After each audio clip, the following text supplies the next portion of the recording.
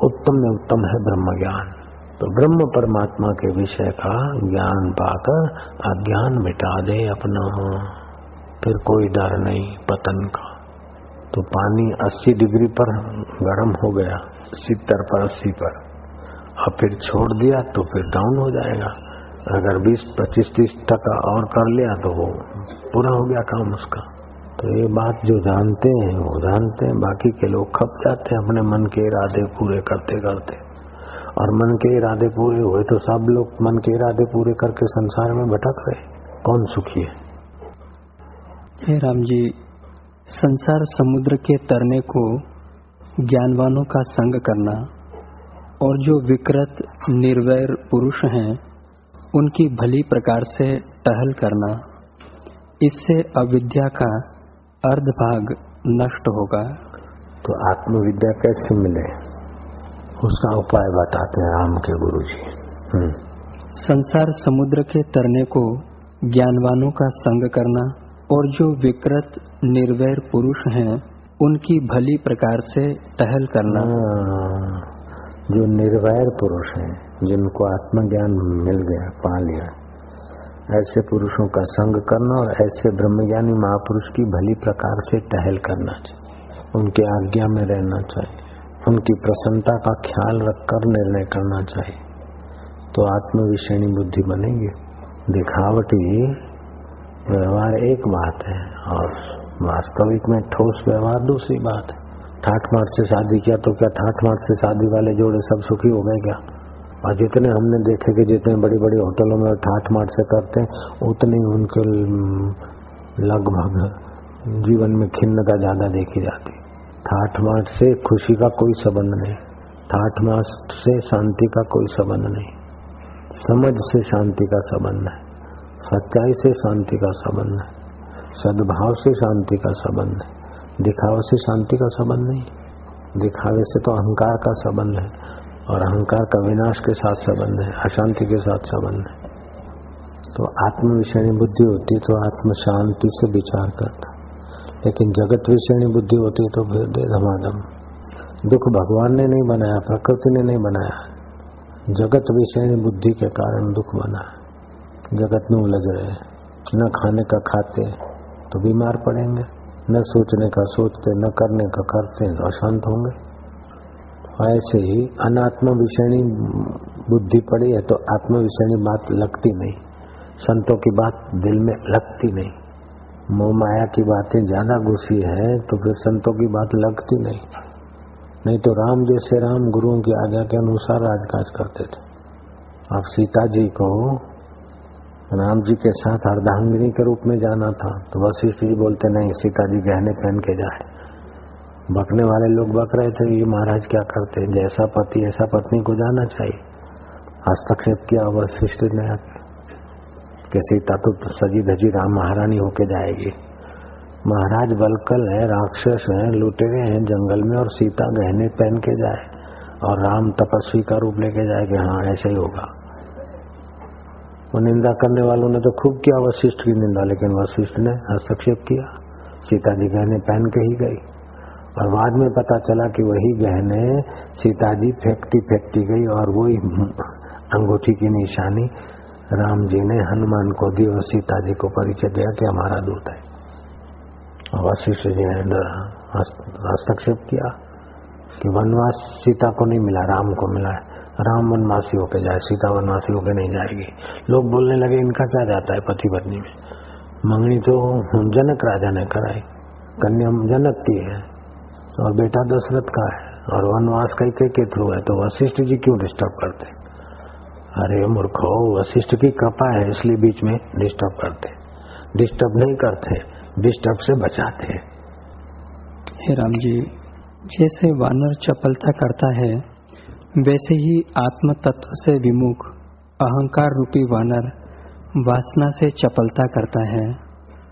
जैसे गेंद हाथ के प्रहार से नीचे और ऊपर उछलता है, वैसे ही जीव वासना से जन्मांतरों में भटकता फिरता है, कभी स्वर्ग, कभी पाताल और कभी भूलोक में आता है, स्थिर कभी नहीं होता। इससे वासना को त्याग कर आत्म पद में स्थित रहो। हे तात, यह संसार रात्रि की मंजिल है, देखते देखते नष्ट हो जाती है। इसको देखकर इसमें प्रीति करना और इसे सत्य जानना ही अनर्थ है। इससे संसार को त्याग कर आत्म पद में स्थित हो रहो।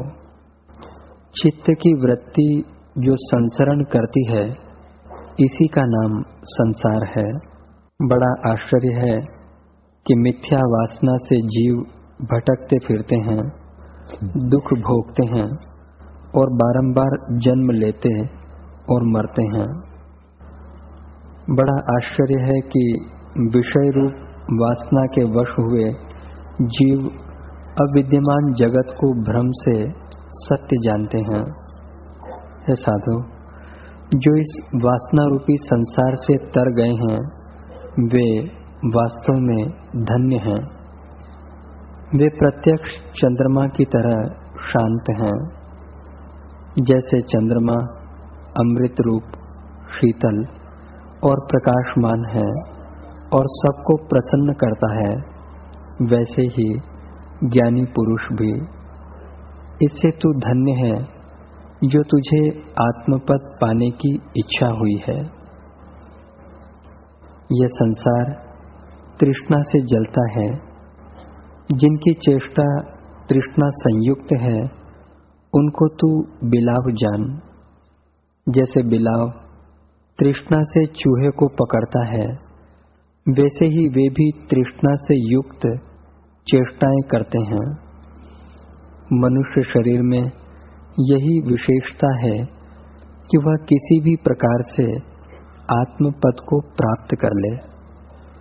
जो नरदेह पाकर भी आत्मपद पाने की इच्छा न करे, तो वह पशु समान है, रहित है, पर वह उसको विकारी जानता है। वास्तव में तुम 6 विकारों से रहित हो। कौन से 6 विकार? कि जायते जन्मना, वर्धते बढ़ना, परिणमते बदलना, क्षीयते क्षीण होना, विनश्यते मर जाना। इस प्रकार के विकार शरीरों में है, तुम्हारे में नहीं है। लेकिन जो तुम हो उसका पता नहीं है, क्योंकि आत्मा विषयणी बुद्धि नहीं है। और जो तुम नहीं हो, अविद्यमान शरीर है, उसको तुम मैं मानकर अविद्या में ही घूम रहे हैं। तो ये 6 विकार शरीर में है। जन्मना, दिखना, बढ़ना, बदलना, परिणाम पाना, क्षीण होना और नष्ट होना, ये 6 शरीर के पीछे। 6 विकार शरीर के।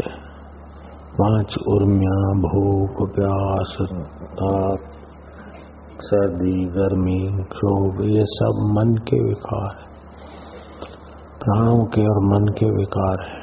लेकिन जो मन के तन के विकार है, वो अपने मानते, और अपन क्या है उसका पता नहीं। और सब मेहनत कर करके बेचारे थक रहे। कोई शांति नहीं, कोई ईश्वर का ज्ञान नहीं, कोई पूर्ण जीवन से संतुष्ट नहीं।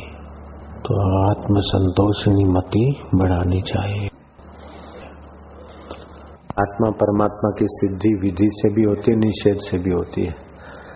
विधि से क्या कि इसमें गहराई में चैतन्य परमात्मा है। जैसे दूध में सफेदी छुपी है, ऐसे जैसे तिलों में तेल भरपूर है, अथवा तो यूं कहें जैसे आकाश सब में है, ऐसे ही आत्म चेतना सब में है।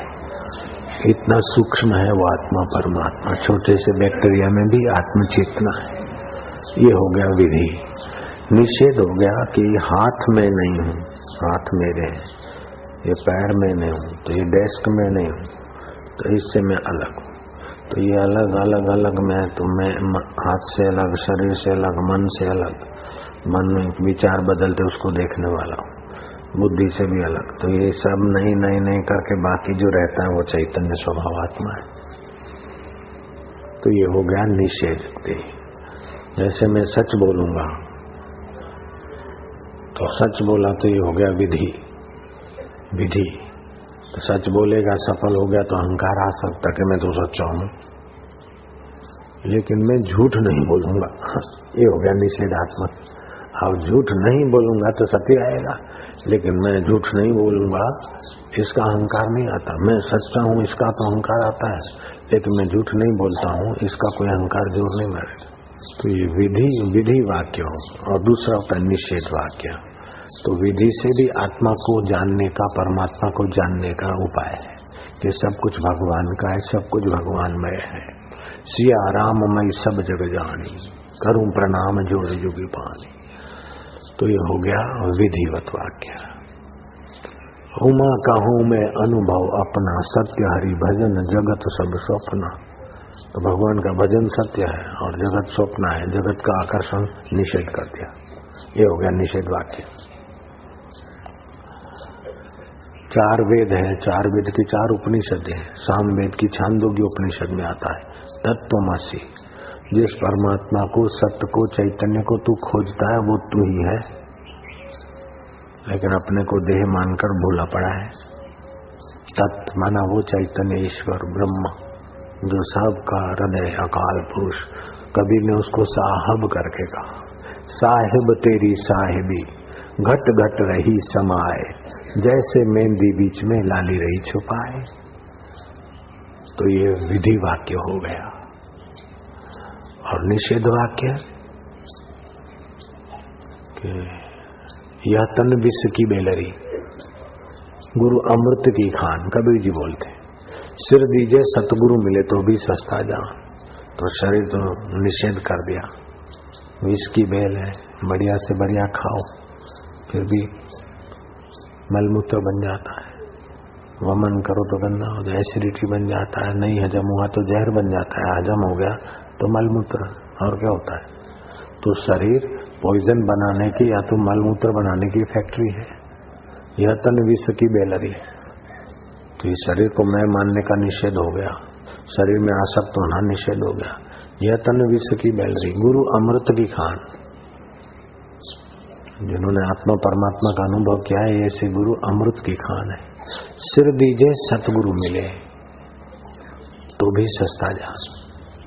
नानक ने कहा, कबीर जी ने एक वाक्य और कहा, कबीरा यह तन जात है, कबीरा यह तन जात है, राख सके तो राख, खाली हाथों वे गए जिनके करोड़ और लाख।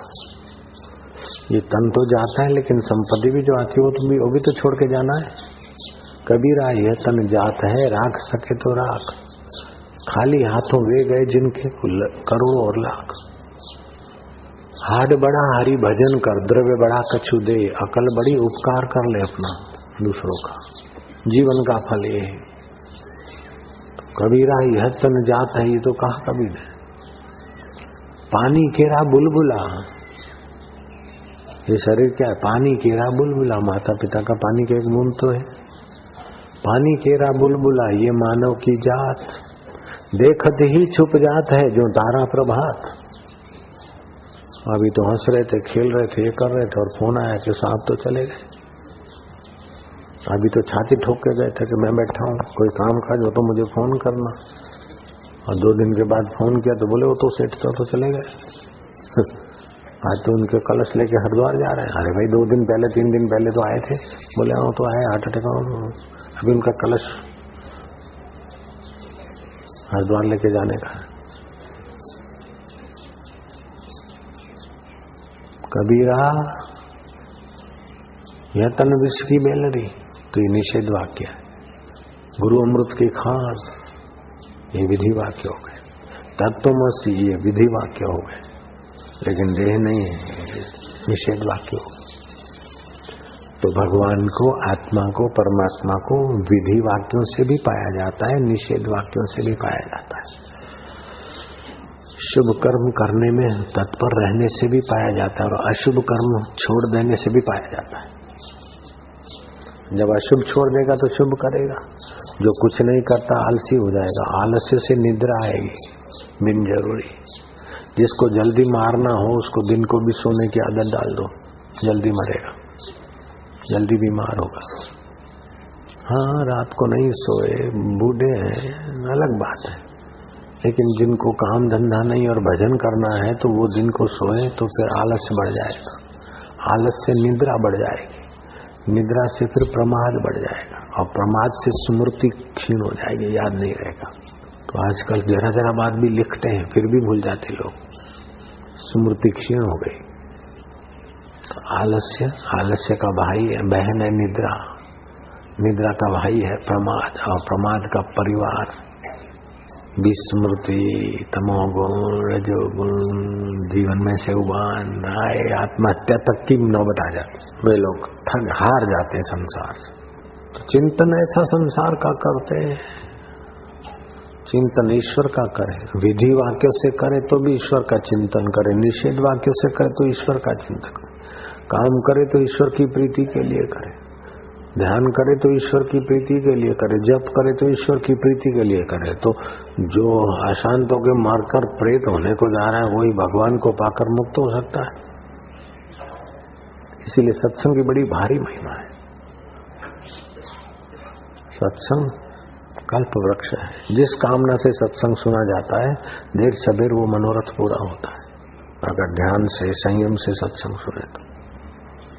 इसलिए भागवत का एक नाम है कल्पद्रुम, जो कल्पना करो वो पूरी होती है, कल्प वृक्ष। भगवत कथा ऐसी, 1000 अश्वमेध यज्ञ कर ले कोई, सैकड़ों वाजपेयी यज्ञ कर ले, लेकिन भगवत कथा के आगे उनका पुण्य 16वां हिस्सा भी नहीं है। अश्वमेध शास्त्राणि वाजपेयी शतानि च शुक शास्त्र कथायाश्च कलाना हंति शोरिष। 1000 अश्वमेध यज्ञ, सैकड़ों वाजपेयी यज्ञ, भगवत कथा के आगे 16वां हिस्सा भी महत्व नहीं रखते। और भगवत कथा ये कहती है कि भगवान को विधि से भी पाया जाता है और निषेध युक्त विचार से भी पाया जाता है। पाने की तत्परता हो बस, जैसे भूखे आदमी को खाने की तत्परता होती, प्यासे को पानी की तत्परता होती, थके को आराम की तत्परता होती, ऐसे ही परमात्मा में आराम पाने का, परमात्मा को के ध्यान से तृप्त होना, परमात्मा के ज्ञान से अपना हृदय भरना, ऐसी तत्परता हो, बेड़ा पार हो जाता है। रोजी रोटी में तो क्या है, वो तो पेट भरने की रोजी रोटी है। सच्ची रोजी रोटी तो महाराज सत्य में मन लगे वही है, ईश्वर में मन लगा वही सार। मन में खूब गुण होते हैं, गुण अगर विकसित हो जाए तो बेड़ा पार हो जाए, नहीं तो दुर्गुणों में घसीट लेता है। 5 भूतों में अपने अपने गुण हैं, आग में अपने गुण हैं, वायु में अपने गुण हैं, पृथ्वी में गंध गुण है, क्षमा गुण है, बीजों को उत्पन्न उभारने का गुण है, धैर्य गुण है, जल में द्रव्य गुण है, स्निग्धता है, आदि आदि सब अपने अपने 5 भूतों में अपने अपने गुण, कुल मिला के 50 गुण है। लेकिन ये 5 भूतों के अपने गुण नहीं है, स्वतंत्र गुण नहीं है, वो चेतन से आए। ऐसे किसी मनुष्य में क्षमा का गुण है, किसी में दान के उदारता का गुण है, किसी में सहिष्णु का गुण है, किसी में सेवा का गुण है, किसी में त्याग का गुण है, किसी में शौर्य का गुण है, किसी में बुद्धिमत्ता का गुण है, और छोटे मोटे हैं लेकिन कोई गुण विशेष विकसित है। लेकिन ये उनके अपने स्वतंत्र नहीं है, वो भी उस गुण के भंडार परमात्मा का ही है। गुलाब में गुलाब की बू है, मोतिया में मोतिया की सुगंध है, लेकिन ये सुगंध इनकी अपनी स्वतंत्र नहीं है। ये पृथ्वी के गंध गुण से है, इनके संस्कार भिन्न भिन्न से इनमें भिन्न भिन्न गंध है। तो गंध गुण पृथ्वी का है, और पृथ्वी में भी कहाँ से आया कि मूल वो चैतन्य से ही आया। तो जगत में जो भी गुण है, पपैया में ये गुण है, केला में ये गुण है, घी में ये गुण है, दूध में ये गुण है, टमाटे के में ये विटामिन से गुण है, लेकिन आया कहाँ से? तो घूम फिर के आएगा उस चैतन्य सत्ता की अद्भुत लीला है। सात्विक गुण, राजस गुण, तामस गुण, ये सारे के सारे गुण का जो समूह है उसको बोलते प्रकृति, और परिवर्तन होता रहता है। जैसे हमारे शरीर में परिवर्तन होता रहता है। अभी वायु काल, वायु की प्रधानता होगी, नाड़ी देखेगा वैद्य, थोड़ा वायु आएगा तो बोले कोई बात नहीं, वायु काल आ रहा है। वायु काल में वायु दिखे तो कोई बड़ी बात नहीं। फिर रात को 11:30-12 से कुछ मध्यरात्रि का समय पित्त प्रकोप होता है। जिनको किसी कारण गर्मी चढ़ जाती है उनकी रात को नींद खुल जाएगी 12-1 बजे पित्त प्रकोप के कारण। थोड़ा सा पानी वानी पी के चुपके से सो जाए तो ठीक, नहीं तो फिर छीकनी बिकनी ले तो सारी रात अच्छी करता रहे। पित्त प्रकोप है। पित्त प्रकोप है, जिनको गर्मी है उनको हरी मिर्च नहीं खाना चाहिए, ज्यादा मिर्च नहीं खाना चाहिए, तीखा भोजन नहीं, लौंग वोंग नहीं खाना चाहिए। फिर कफ प्रकोप आएगा, फिर कफ के 4 घंटे चलेंगे सूरज उगने से 1 घंटा बाद तक। फिर वही वायु चलेगा, फिर दोपहर को पित्त, शाम को सुबह कफ, दोपहर को पित्त, शाम को वायु। वात पीठ कफ, वात पीठ कफ 4-4 घंटे चक्र में बदलता रहता है। तो कैसा है, अनादिकाल से हर मनुष्य के शरीर में होता है। जैसा नियम कर लिया ऐसे तालबद्ध चलता रहता है। एक ऐसा कंप्यूटर है ईश्वर का, ये कंप्यूटर में प्रोग्राम डालते हैं, होता रहता है, ये होता है वो। लेकिन कंप्यूटर बनाने वाला दिमाग किसने बनाया? और जो दिमाग बना वो उसका मनुष्य का शरीर का मूल बीज कैसा है, आंखों से देखे भी नहीं, माइक्रोस्कोप से देखो तो सैकड़ों गुना बड़ा करके देखो तो जरा सा पूंछ वाला जंतु दिखता। चाहे बैल हो तो भी पूंछ वाला, मनुष्य है तो भी पूंछ वाला कीटाणु है। जो भी जीव है माँ के गर्भ में बड़े होने वाले हैं वो सारे प्राणी पूंछ वाले दिखते हैं माइक्रोस्कोप में डाल के, ऐसा मैंने सुना है। और उसमें से फिर 2 हाथ पैर वाला मनुष्य हो जाता है, उसी पूंछ वाले जंतुओं में से घोड़े की पूंछ वाला हो जाता है, हाथी की पूंछ वाला हो जाता है। तो ये सारी लीला के गुण कहाँ है? प्रकृति में। प्रकृति का अपना स्वतंत्र गुण है नहीं, प्रकृति जड़ है। तो गुण चेतन के हुए तो चेतन कैसा सूक्ष्म है, कितना गुण, कितनी लीला। तो श्री कृष्ण में मुख्य 64 कलाएं विकसित हुई, 16 कला और 64 विद्याएं पढ़ ली। राम जी में 12 कलाएं विकसित हुई। जीव जंतुओं में 3 कला होती है, 2 कला होती है। ये जो पत्थर है उसमें परमात्मा की 1 कला है, अस्तित्व, इसका होनापन है। ये सत्य स्वरूप की कला है परमात्मा की। पत्थर है, तोड़ डालो तो बालू के टुकड़े हैं, पीस डालो तो पत्थर का पाउडर है, फूंक दो तो वातावरण में चला गया, आंखों से ओझल हो गया, लेकिन है कहीं न कहीं वो है पना। ये परमात्मा का अस्तित्व कला, पत्थरों में, चट्टानों में, धरती में, ये भगवान की अस्तित्व कला है। जीव जंतुओं में, पेड़ पौधों में भगवान की 2 कला है। एक तो उनका होना है, दूसरा वो खुराक खा सकते हैं, रस खींच सकते हैं। ग्राह्य कला है, अस्तित्व कला, ग्राह्य कला। जंतुओं में 3 कलाएं विकसित है उस परमात्मा की, अस्तित्व, ग्राह्य, स्थलांतर। होनापना, जीव जंतु भोजन भी करते, ग्राह्य शक्ति भी है, स्थलांतर कला। तो जितनी कलाएं ज्यादा विकसित उतना वो ज्यादा श्रेष्ठ माना जाता है। पक्षियों में 4 कलाएं विकसित होती है, पशुओं में, पक्षियों में। वो अपनी माँ को पहचान लेते, अपने घोंसले को पहचान लेते। 1000 गायों में बछड़ा अपनी माँ को पहचान लेता। माँ बछड़े को पहचान लेती, दूसरा आएगा तो लात मार देगी, लेकिन दूर तक नहीं पहचानते। 10-5 साल के बाद नहीं पहचानते। बछड़ा हो चाहे पाड़ा हो, उसको पता नहीं कि मेरी बहन है। वो बहन के साथ, माँ के साथ संभोग कर लेते। तो उनकी वो 4 कलाएं विकसित है। मनुष्य की 5 कलाएं विकसित है।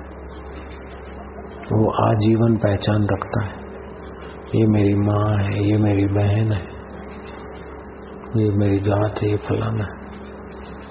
और शास्त्र का ज्ञान मनुष्य समझ सकता है, सुन सकता है, लोकांतर का विचार कर सकता है, नए नए आविष्कार कर सकता है। 5वीं कला मनुष्य की विकसित है। ये 5वीं कला जो है, जिसमें है उसको मनुष्य बोलते हैं। मनसा सीवितिति मनुष्याः, मन से जो संबंध जोड़ सके दीर्घकालीन, उसको मनुष्य बोलते। संबंध को पहचान तो सकता है बछड़ा, पक्षी, लेकिन संबंध जोड़ने की कला उनमें नहीं होती। भाई भतीजे का, मामे भांजे का, जात पात का संबंध नहीं जोड़ पाते हो। हाँ, लोकांतर के ज्ञान बयान में उनकी गति नहीं। मनुष्य में 5 कलाएं विकसित होती। तो इन सब जीवों से मनुष्य श्रेष्ठ हुआ। करोड़ों पौधों से, करोड़ों जीवों से, करोड़ों पशु पक्षियों से, करोड़ों पत्थर पहाड़ों से भी मनुष्य श्रेष्ठ हुआ। उन मनुष्य में भी श्रद्धा है तो और भी श्रेष्ठ, श्रद्धा के साथ विचार है तो और भी श्रेष्ठ। विचार और श्रद्धा के साथ साथ सार चीज, सार वस्तु में प्रीति है तो वो श्रेष्ठ है। सार है आत्मा, सार है सबके अंदर जो बैठा वो सार है। सार की प्रीति, सार की प्रीति कहो, परमात्मा की प्रीति कहो, नित्य सुख की प्रीति कहो, सच्चे सुख की प्रीति कहो, एक ही बात है। वैसे तो मन में बहुत विचार आते हैं, उनका कोई अंत नहीं, लेकिन मनुष्य मनन करे, मनन प्रधान प्राणी है। तो मनन प्रधान प्राणी मनन करे कि हमको चाहिए क्या, जो चाहिए उसका मनन करे। एकांत कमरे में बैठ जाए, एकांत में घूम जाए, जो भी वृत्तियां हो रही है शांत हो जाए। धरती पे बैठे तो पंजे की अनामिका छोटी उंगली धरती पे लगाए।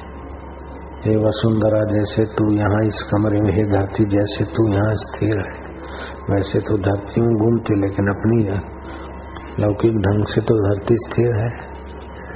ऐसे ही मेरा मन स्थिर हो, मेरे विचार स्थिर हो। फिर सोचे कि ये चंचल मन कितनी कितनी कल्पनाएं करता है, कितनी कितनी इच्छाएं करता है, लेकिन चाहिए क्या? पत्नी चाहिए, पुत्र चाहिए, नौकरी चाहिए, प्रमोशन चाहिए, क्या चाहिए? तो क्या चाहिए? खोजते खोजते पत्नी भी सुख के लिए चाहिए, नौकरी भी सुख के लिए चाहिए, प्रमोशन भी सुख के लिए चाहिए, शत्रु का गला दब जाए वो भी सुख के लिए चाहते हैं। तो सार खोजते खोजते आएगा कि सुख चाहिए। तो सुख कैसा चाहिए? एक दिन का चाहिए नहीं, साल भर का नहीं, सदा सुख चाहिए।